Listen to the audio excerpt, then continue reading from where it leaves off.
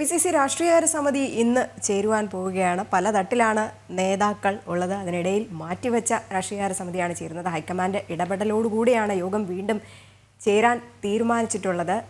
വിവരങ്ങൾ നൽകാനായിട്ട് പ്രജിത് മോഹനുണ്ട് തിരുവനന്തപുരത്ത് നിന്നും. പ്രജിത്ത്, നിലവിലെ രാഷ്ട്രീയ സാഹചര്യത്തിൽ ഒന്നിച്ചു പോകണമെന്ന ഹൈക്കമാൻഡ് മുന്നറിയിപ്പ് നൽകിയിട്ടുണ്ട്. ഇനി ഈ നേതാക്കളൊക്കെ തന്നെ ഇത് പാലിക്കുമോ എന്നാണ് അറിയാൻ കഴിയുന്നതിനും ഈ രാഷ്ട്രീയകാര്യ സമിതി എപ്പോഴാണ് ചേരുന്നത്, മറ്റെന്തൊക്കെയാണ് വിവരങ്ങൾ?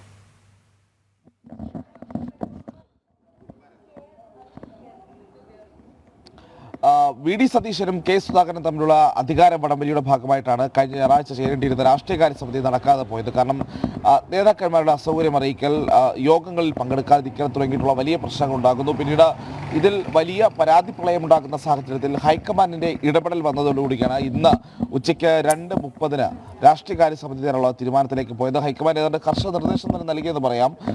ഒരുമിച്ച് പോകണമെന്നൊരു സന്ദേശം, അതൊരു മുന്നറിയിപ്പിന്റെ രൂപത്തിൽ തന്നെ VD സതീശനും K സുധാകരനും ഹൈക്കമാൻഡ് നൽകുകയും ചെയ്തിട്ടുണ്ടായിരുന്നു. കാരണം കഴിഞ്ഞ 9-ാം തീയതി ചേരുന്ന KPCCയുടെ ഒരു ഭാരവാഹി യോഗവുമായി ബന്ധപ്പെട്ടായിരുന്നു ഈ പ്രശ്നങ്ങളുടെ തുടക്കമുണ്ടായത്. ഈ ഭാരവാഹി യോഗത്തിൽ തിരുവനന്തപുരത്തുണ്ടായിട്ടും VD സതീശൻ പങ്കെടുക്കാത്ത ഒരു സാഹചര്യം ഉണ്ടാകുന്നു. പിന്നീട് ശനിയാഴ്ച ചേരുന്ന ഒരു UDF യോഗത്തിൽ നിന്ന് K സുധാകരൻ വിട്ടുനിൽക്കുന്നു.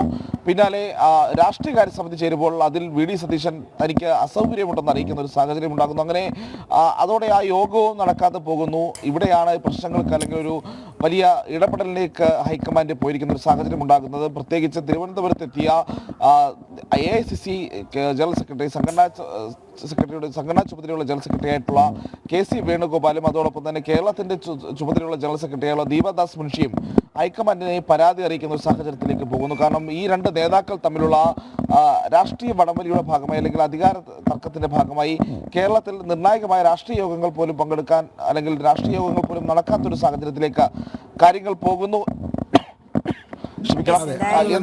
രാഷ്ട്രീയകാര്യ സമിതി കഴിഞ്ഞ ദിവസം മാറ്റിവെച്ചതാണ് തർക്കത്തെ തുടർന്ന്. ഇപ്പോൾ ഹൈക്കമാൻഡ് കർശന നിർദ്ദേശം കൊടുത്തിട്ട് രാഷ്ട്രീയകാര്യ സമിതി ചേരുകയാണ്. ആ യോഗം കഴിയുമ്പോൾ അറിയാം എത്രമാത്രം ഐക്യമുണ്ട് എന്നുള്ള കാര്യത്തിലേക്ക്.